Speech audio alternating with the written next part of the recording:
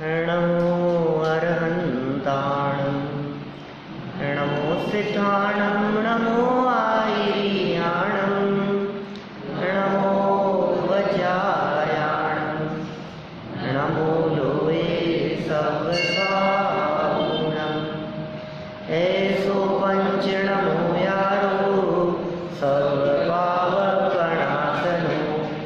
मंगलानं च सर्वेसिं परमं भूयि मंगलम् शतारि मंगलम् अरहन्तामंगलं सिद्धामंगलं साहुमंगलं केवलीपन्नतो धम्मो मंगलम् चत्वारि लोकोत्तमा अरहन्तालोकोत्तमा सिद्धालोकोत्तमा साहुलोकोत्तमा केवलीपन्नतो धम्मो लोकोत्तमो चत्वारि शरणं प्रव्रजामि अरहन्ते शरणं प्रव्रजामि सिद्धे शरणं प्रव्रजामि साधु शरणं प्रव्रजामि केवलीपन्नतं धम्मं शरणं प्रव्रजामि।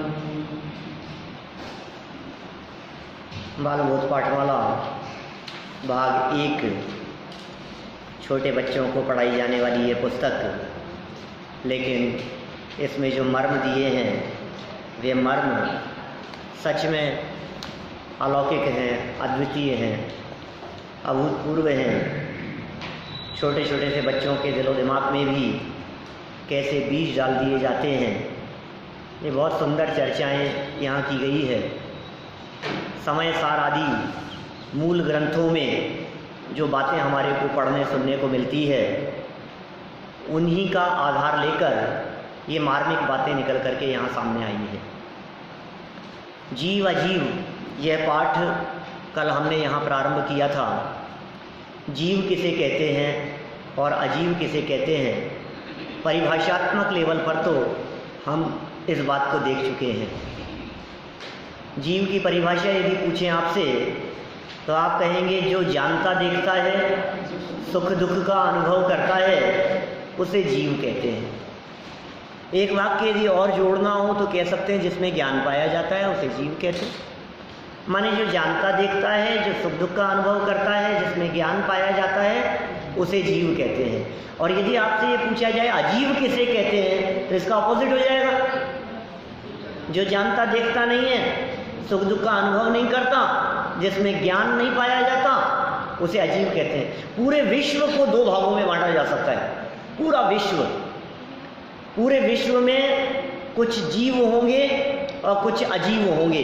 तो जीव और अजीव 2 भागों में बट गया पूरा का पूरा विश्व, चेतन और अचेतन। चेतन माने जीव और अचेतन माने अजीव। तो जीव और अजीव 2 भाग हो गए। जीव हम हैं और हमें दिखाई देने वाले जितने भी पदार्थ हैं वे सभी पदार्थ अजीव की श्रेणी में जाते हैं, क्योंकि जो भी दिख रहा है ना हमारे को वो सब अजीव है।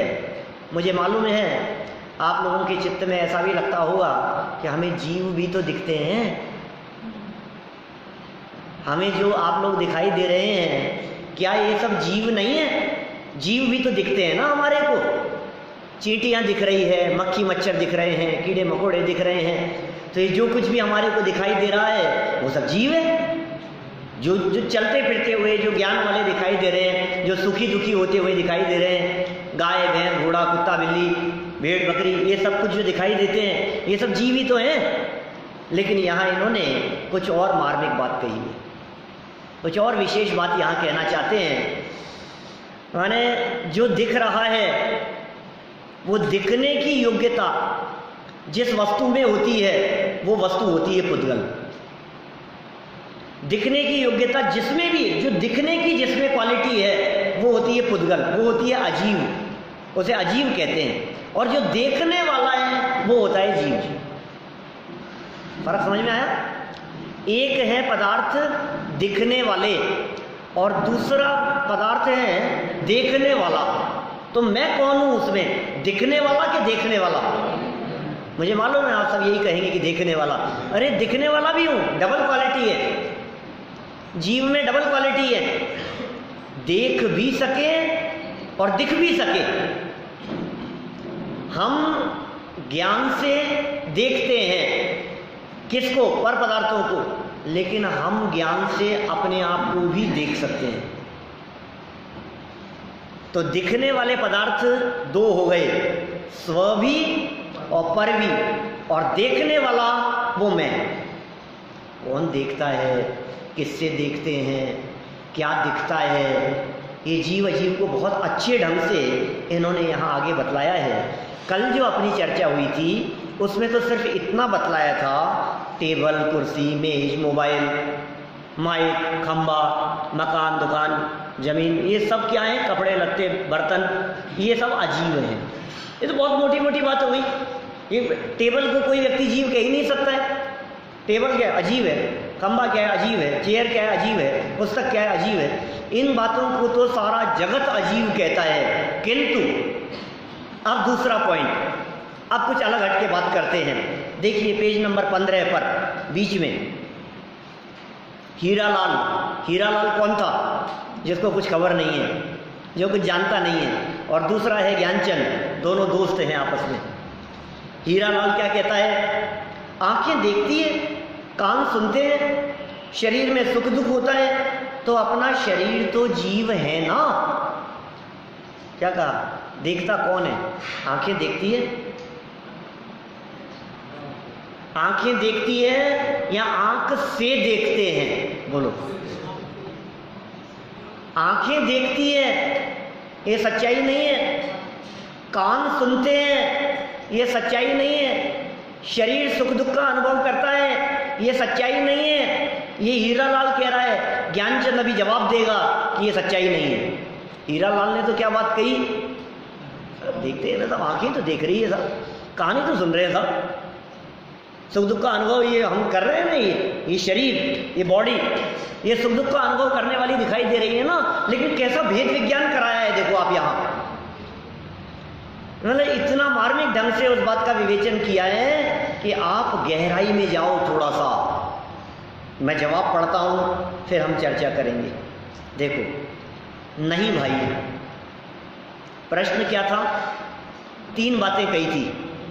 आंखें देखती है, कान सुनते हैं, और शरीर सुख दुख का अनुभव करता है। तो जवाब क्या दिया?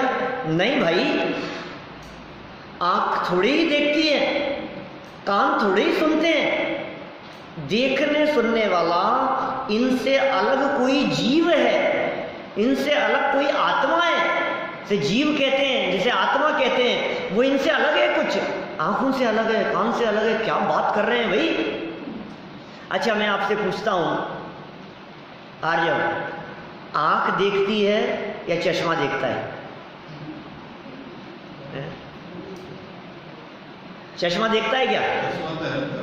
चश्मा तो हेल्प करता है ना, चश्मा तो ऊपर है ना।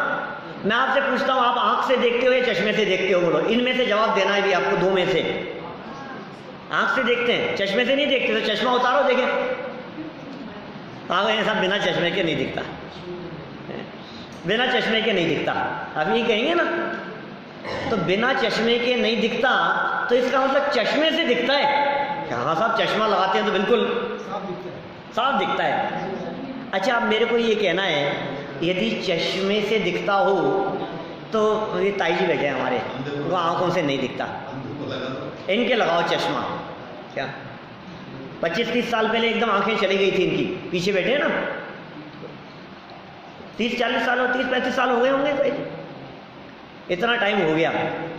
पहले दिखता था बराबर, यहाँ मंदिर आते थे बराबर, पूजा सब काम करते हो। आज भी नहीं दिखने के बावजूद भी सब काम करते हैं अपना।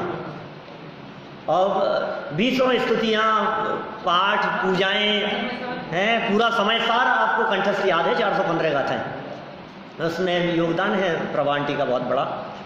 खैर देखिए क्या कह रहे हैं हम, आप चश्मा लगाओ इनके, तो दिखेगा कि नहीं दिखेगा? नहीं दिखेगा। इसका मतलब चश्मा देखने में हेल्प करता हुआ भले ही दिखाई देवे, देखने वाली कौन है? आंखें।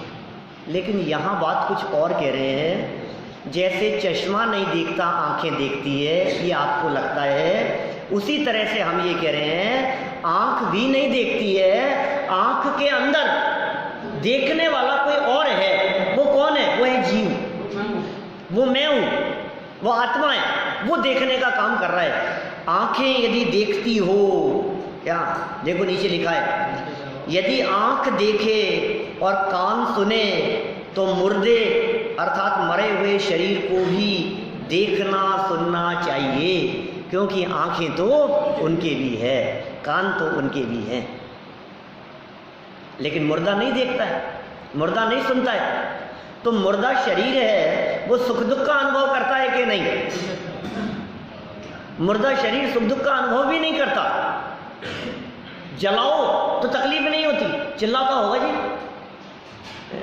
शमशान में कितने लोगों को पहुंचा करके आते हैं, आज तक कभी किसी ने वो मरे हुए लोगों की चीख पुकार सुनी क्या? डेड बॉडी चिता पर जलाते समय ये आधे लोग तो नहीं जाते, कोई बात नहीं, लेकिन इधर के पार्ट वाले आधे सब लोग तो गए हैं ना।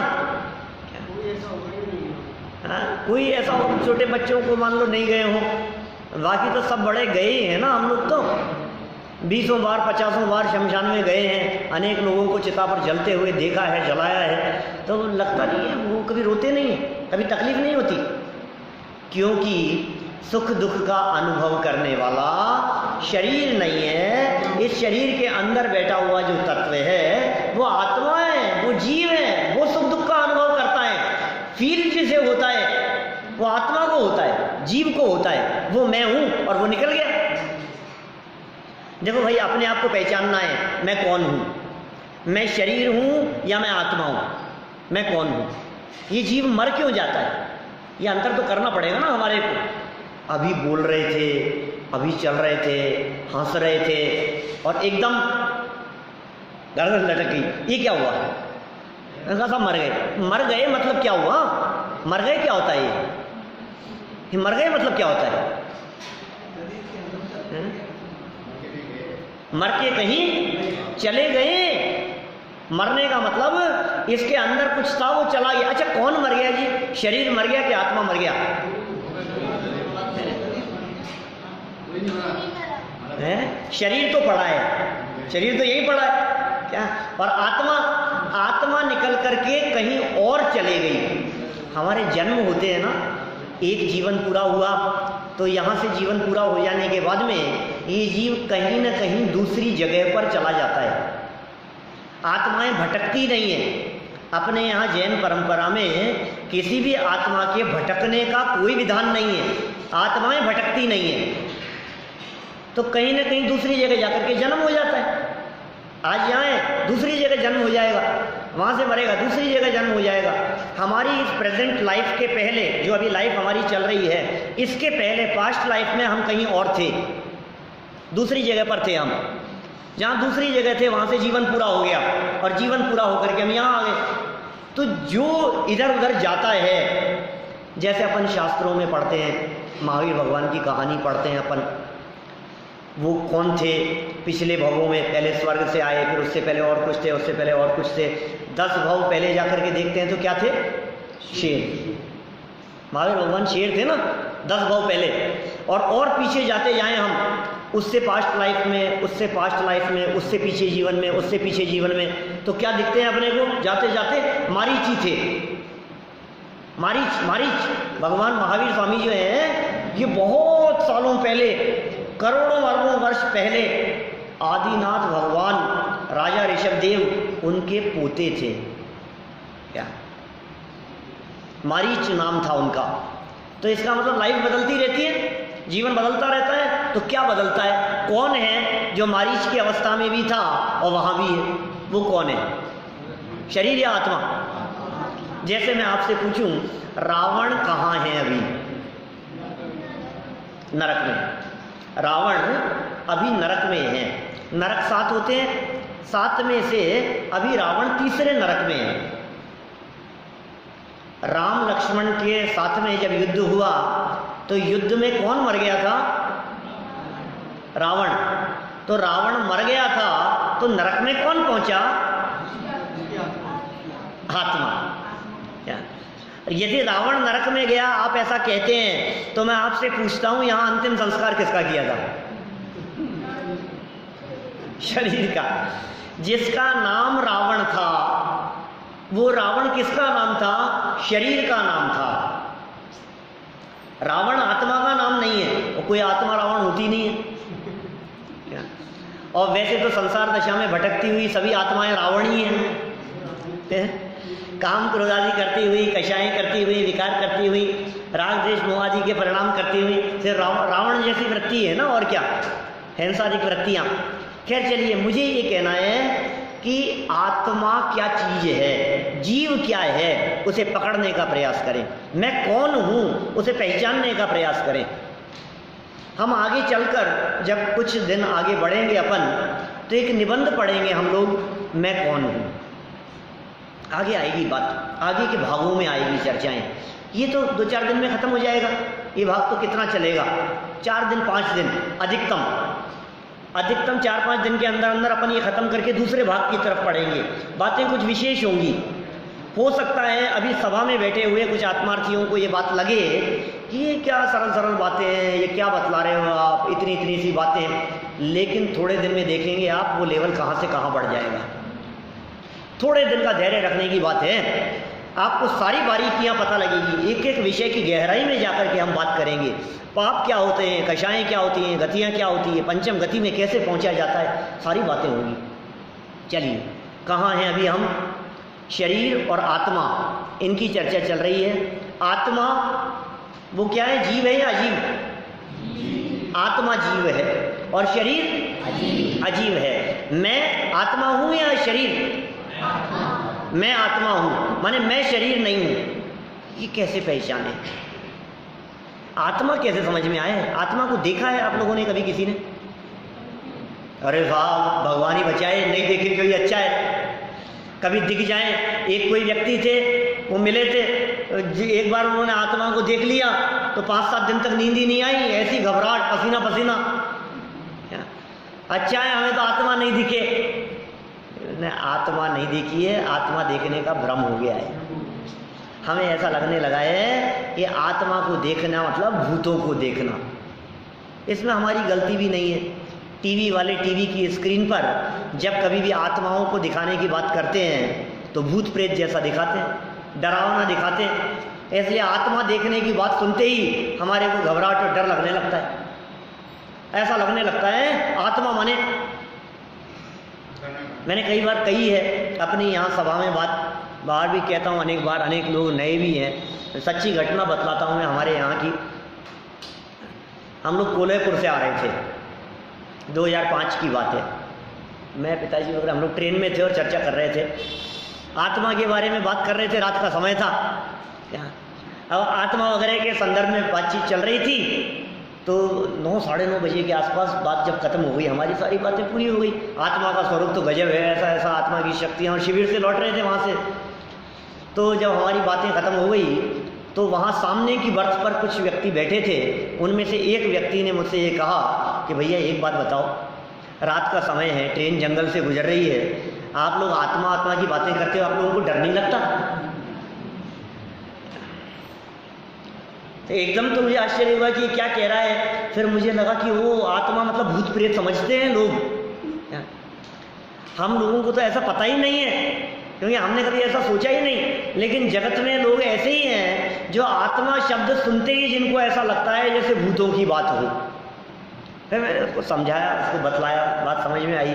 लेकिन वो जो घटना जब घटी उसके 2-4 महीने बाद एक सज्जन हमारे यहाँ आए, रुके, तो मैं उनको रूम में ले गया। अकेले थे तो मैंने उनसे कहा रात को 10-10:30 बजे कि आप रुक लेंगे ना, मतलब कोई दिक्कत तो नहीं है ना कोई आपको? नहीं तो फिर मैं साथ में सोऊं। बोले नहीं नहीं, क्या दिक्कत है? मैंने कहा वैसे डरने की कोई बात नहीं है, हमारे यहाँ 5 आत्माएं हैं।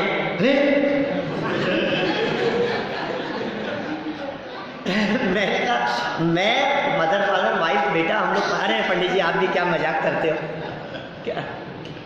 क्यों, हम आत्मा नहीं है क्या?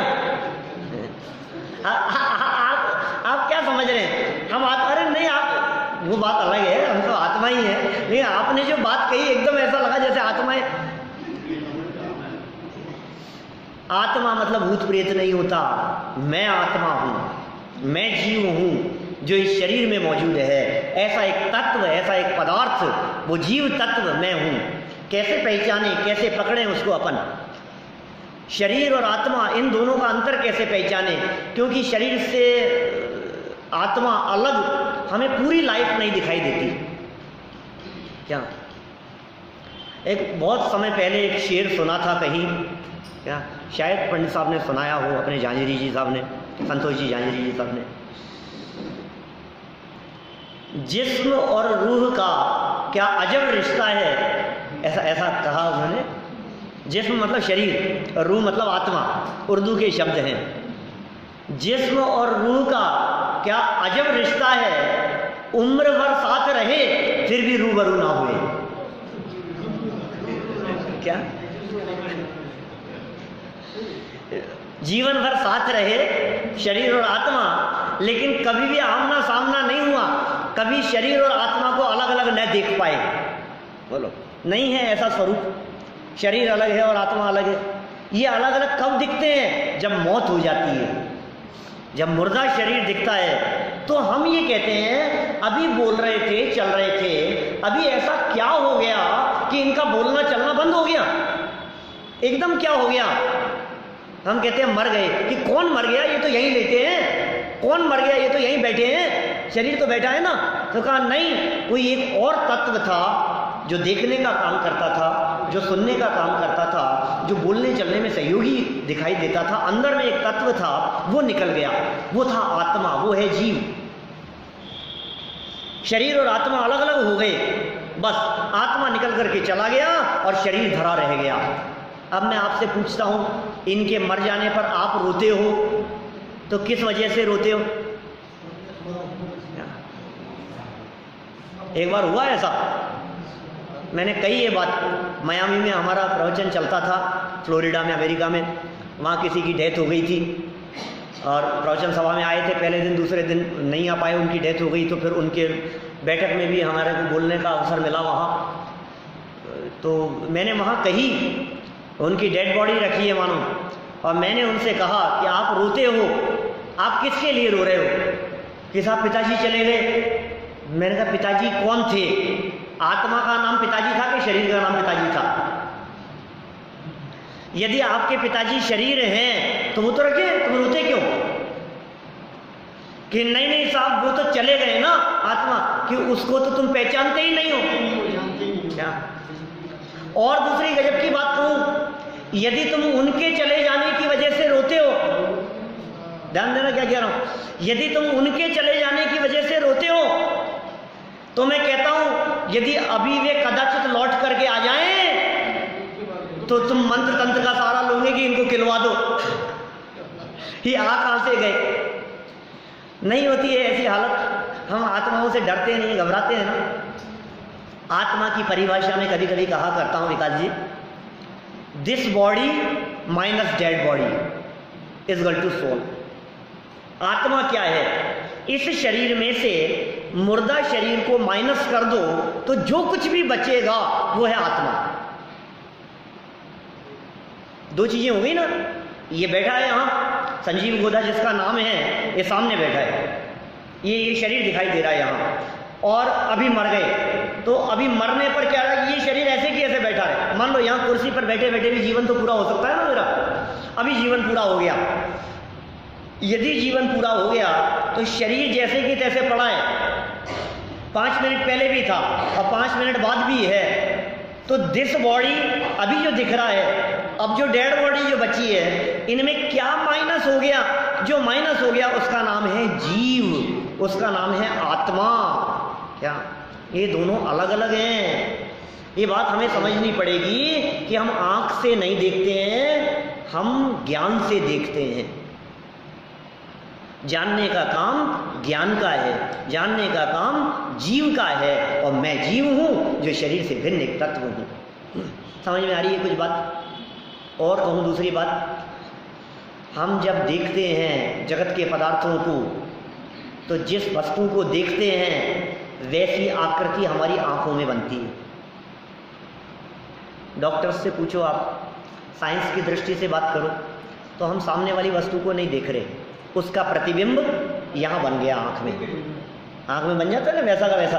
अभी मैं यश को देख रहा हूँ तो यश को देखते समय यश का चेहरा एकदम आँखों में बन गया, बिल्कुल चित्र बन गया।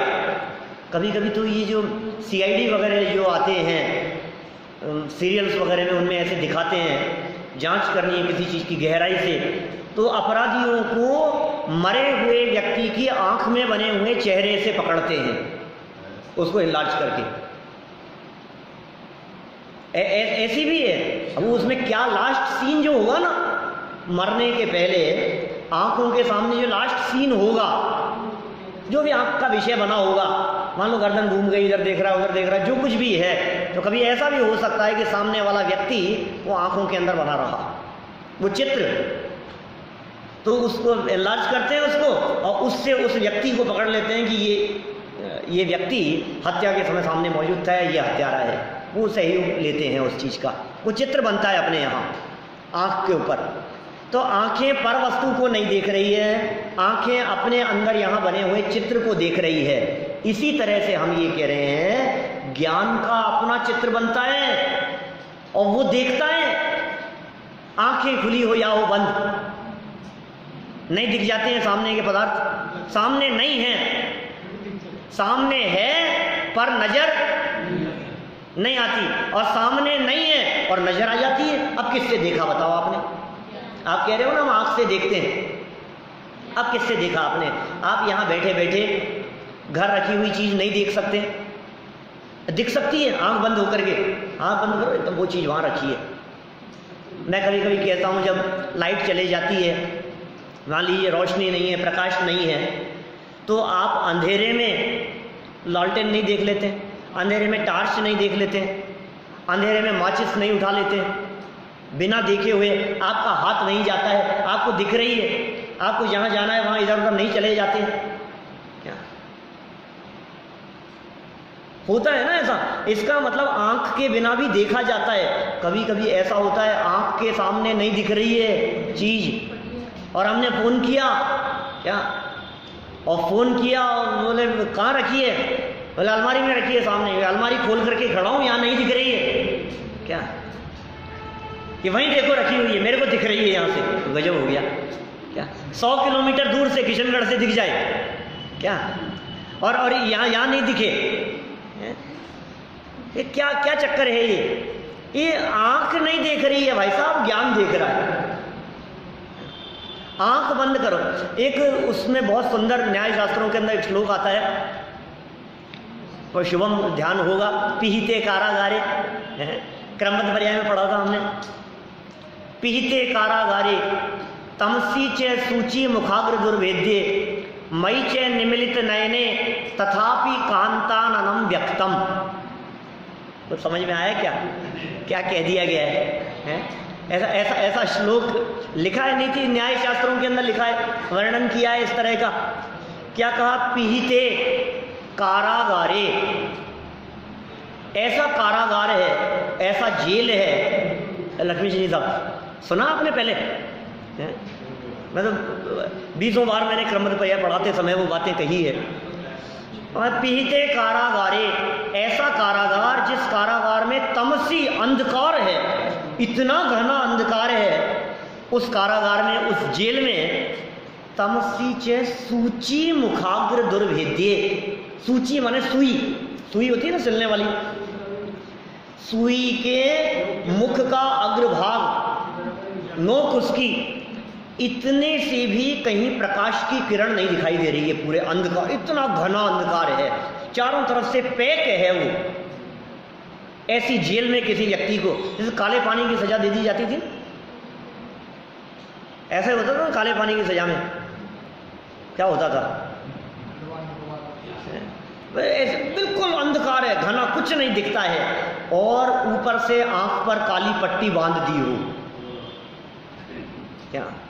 फिर भी ऐसे व्यक्ति को सजा देते समय क्या बोल, अब देखेगा तू, अब तेरे को, तू कहता है तथापि कांताननम व्यक्तम, क्या मैंने ऐसा उल्लेख किया, आप कितने भी अंधकार में हो, आंखों से कुछ नहीं दिखाई देता हो, हाथ आगे करे तो कुछ नहीं दिखाई देवे, आंखें बंद है, ऊपर से पट्टी बांध दी है, फिर भी वो ये कहता है मुझे ऐसी स्थिति में भी अपनी पत्नी का मुख स्पष्ट दिखाई दे रहा है।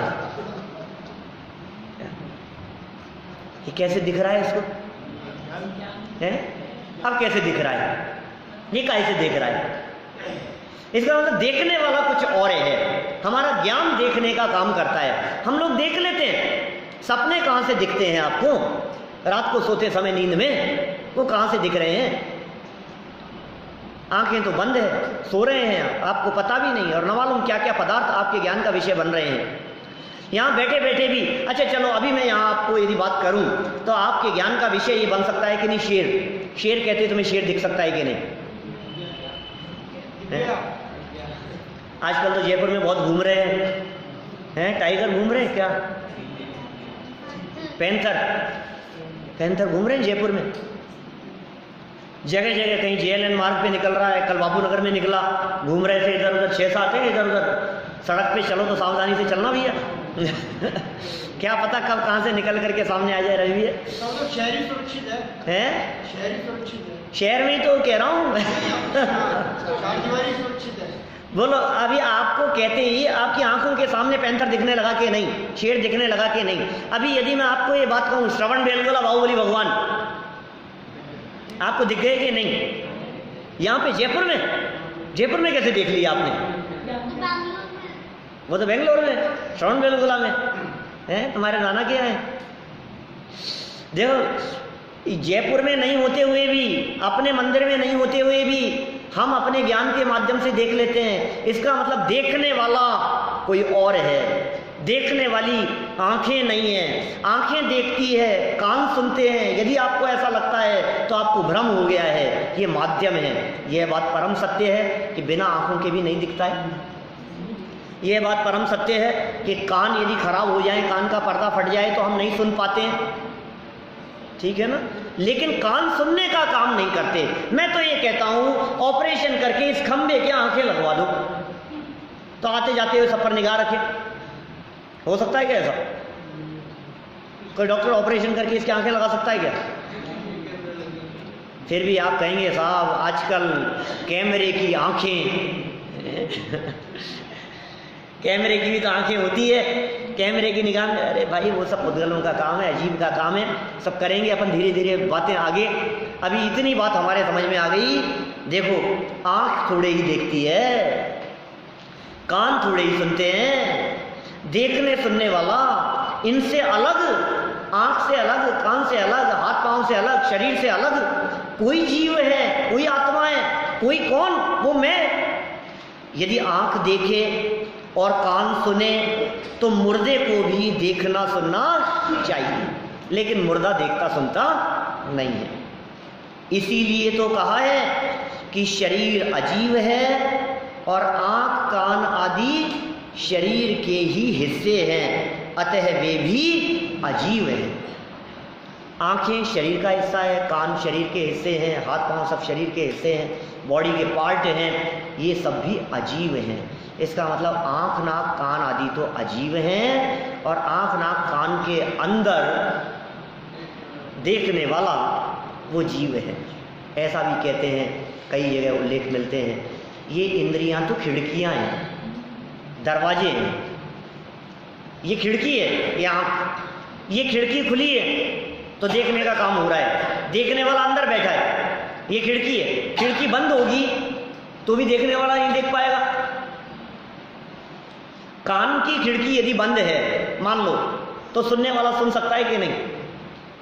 नहीं सुन पाएगा, क्योंकि खिड़की बंद है। बैठा है व्यक्ति अंदर, जीव अंदर बैठा हुआ है, खिड़कियां बंद होगी तो भी नहीं देख पाएगा, नहीं सुन पाएगा। लेकिन खिड़कियां देखती और सुनती नहीं, खिड़की के अंदर वाला देखने का काम करता है। देखो और क्या कहते हैं, इसलिए इंद्रियां क्या हो गई? अजीब हो गई। अब एक्सपेरिमेंट करेंगे, देखो अभी कितना समझ में आया। अभी हीरालाल क्या कह रहा है, अच्छा भाई ज्ञानचंद अब मैं समझ गया कि मैं जीव हूं और शरीर अजीब है। मुझ में ज्ञान है, शरीर में ज्ञान नहीं है। मैं जानता हूं, शरीर कुछ नहीं जानता। 3 वाक्य कह दिए, बहुत मार्मिक वेद विज्ञान के लिए। ये वेद विज्ञान करो। मैं सही कह रहा हूँ, ये जो बातें यहाँ बच्चों की पाठमाला के अंदर लिख दी गई है, मैं बड़ों से कहता हूँ, आत्मार्थियों से कहता हूँ, मुमुक्षु साधर्मियों से कहता हूँ, और भी जो लोग सुनने वाले लोग हैं, जो बाहर कितने लोग सुनते हैं, सबसे कहता हूँ मैं ये बात, इन 3 वाक्यों को याद करो और दिन भर चिंतन करो इस बात का, चिंतन करो, विचार करो इसका। कौन? मैं जीव हूं, शरीर अजीव है। ये भेद विज्ञान है। मोक्ष मार्ग शुरू हो जाता है इस भेद विज्ञान से, आत्मा का कल्याण होता है इस भेद विज्ञान से, ये जीव सुखी हो जाता है इस भेद विज्ञान से। अभी जब लाभ बतलाएंगे ना तो बात करूंगा मैं आपसे इसके बारे में।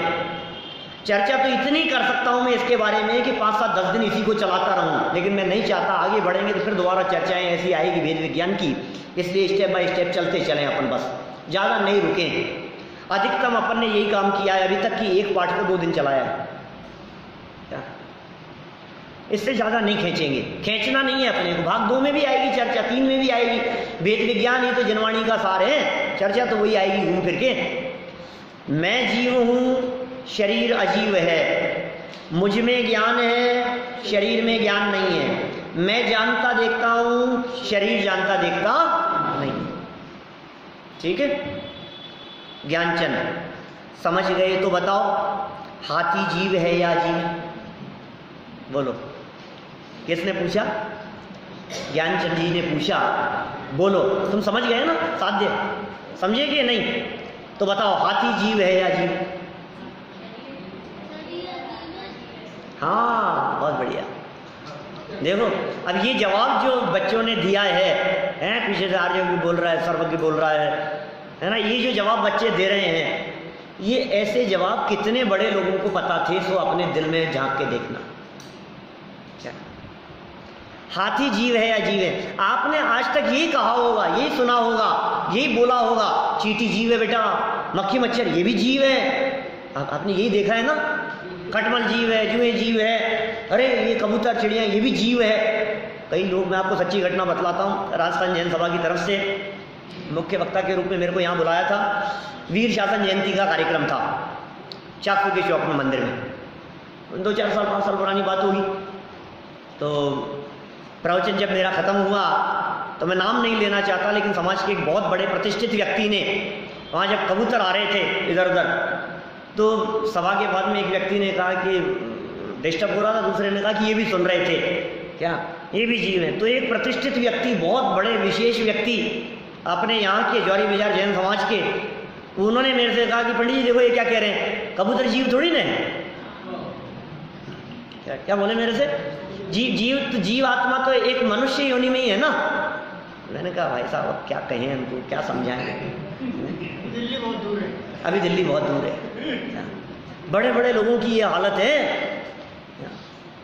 हम जीव हैं तो चलो कोई बात नहीं, एक तरफ तो वो अज्ञानता, अब दूसरी तरफ कबूतर जीव है, हाथी जीव है, ऐसा कहने वाली, पढ़ने लिखने वाले लोगों की अज्ञानता। अभी यहाँ बहुत मार्मिक बात कही है, बच्चों ने जवाब दे दिया है, ध्यान नहीं दिया आपने। हाथी जिसे हम कह रहे हैं, वहां 2 चीजें हैं।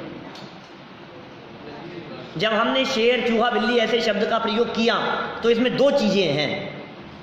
कल रात को भी मेरे से एक प्रश्न किया, रात को मेरा प्रवचन कल चल रहा था कॉन्फ्रेंस पर, स्पेशल प्रवचन जो चल रहे हैं अभी, सैटरडे की सैटरडे होते हैं वो, एवरी सैटरडे, तो वो अमेरिका और सिंगापुर के विशेष लोगों की दृष्टि से वो कुछ विशेष प्रवचन है, सैटरडे चलते हैं, मंडे टू फ्राइडे अलग चलता है, उसमें तत्पर सूत्र चलता है।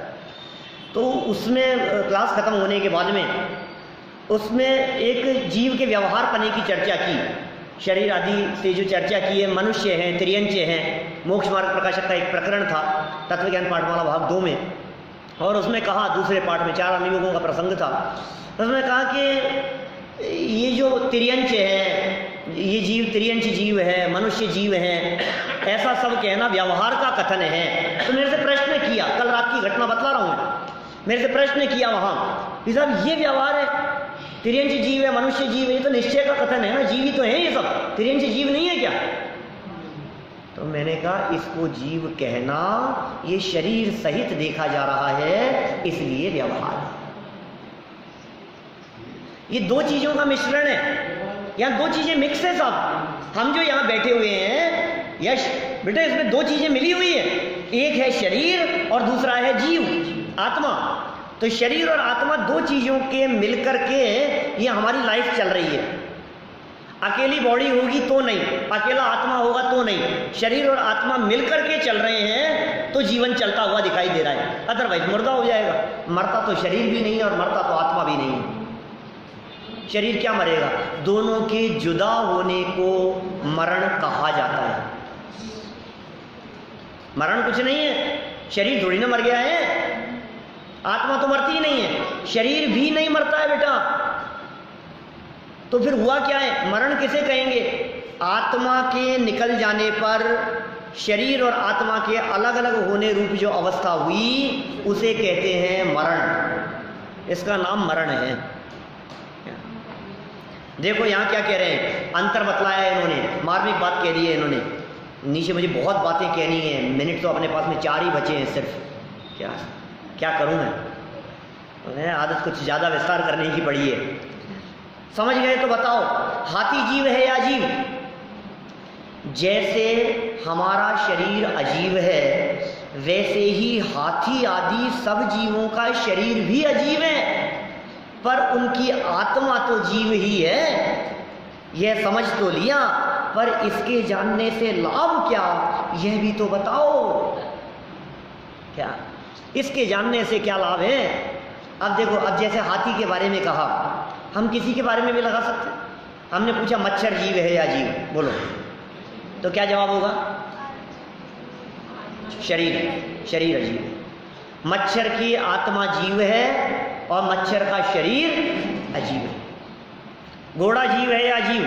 शरीर अजीब है और उसके अंदर रहने वाली आत्मा जीव है। ये जीव और अजीब को पहचानना कितना जरूरी है, इससे लाभ क्या है, ये यहां प्रश्न किया कि साहब जान तो लिया, लेकिन इसके जानने से मतलब क्या निकला, इसके जानने से लाभ क्या हुआ?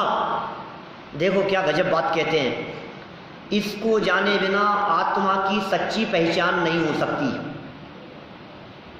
जीव अजीव को जाने बिना आत्मा को सही रूप में नहीं पहचान सकते, सच्ची पहचान नहीं हो सकती। और आत्मा की पहचान बिना सच्चा सुख नहीं मिल सकता। और हमें सुखी होना है, इसलिए इनका ज्ञान करना भी आवश्यक है। बोलो सब क्या चाहते हो? दौलत राम जी की छेड़ाला की पंक्तियां हैं, जे त्रिभुवन में जीव अनंत, सुख चाहे दुख दे भयवंत। याद है बहुत सारे छोटे छोटे बच्चों को, समदर्शी को याद है, हमारे सर्वज्ञ को भी याद है, अभी सुनाया था वहां, तो आर्यों को भी याद है लाइन। देखो जे त्रिभुवन, जितने तीनों लोकों में जीव हैं सब सुख चाहते हैं। तुम क्या चाहते हो? सुख चाहते हो। अच्छा टीवी क्यों देखते हो? मजा आता है, सुखी होने के लिए ना। लड्डू क्यों खाते हो? घूमने क्यों जाते हो? तो हम बताएं आप चाहते क्या हो? आप घूमने नहीं जाना चाहते, आप सुखी होना चाहते हो। असली पॉइंट ये है। अच्छा आप घूमने जाना चाहते हो ना, मन है ना आपका घूमने चलने का, तो चलो हम ये कहते हैं चलो जगतपुरा झोपड़पट्टियों में घूम के आते हैं। अरे यार भी क्या कि क्यों, क्या हुआ? ये क्या हुआ? हम घूमने इसलिए जाना चाहते हैं, ऐसी जगह जाना चाहते हैं जहां सुख मिले। हर जीव सुख चाहता है, तो ये कह रहे हैं सुख कैसे मिलेगा, सुखी कैसे होता है ये जीव? तो कहा आत्मा की पहचान के बिना सुखी नहीं होता, और जीव अजीव की चर्चा करने से आत्मा की पहचान होती है। ये लाभ बतलाया है इन्होंने, 3 लाइनों में बातें कह दी है। इन 3 लाइनों में कितने मर्म छिपे हुए हैं। मैं यदि इनके सूत्र रूप में भी आपसे बात करूं तो वीतरागी संत उपसर्ग के काल में क्यों नहीं दुखी है, ये बताओ? क्योंकि शरीर से भिन्न आत्मा की अनुभूति करते हैं। बाहर में कमट ओले बरसा रहा है, पत्थर बरस रहे हैं, क्या शालिनी खा रही है 3 दिन तक सुकुमार मुनिराज को, तकलीफ नहीं है, वेदना नहीं है, पीड़ा नहीं है। क्यों नहीं है? माथे पर सीढ़ी जल रही है गजकुमार मुनिराज के। मैं आपसे पूछता हूं तकलीफ क्यों नहीं है उनको?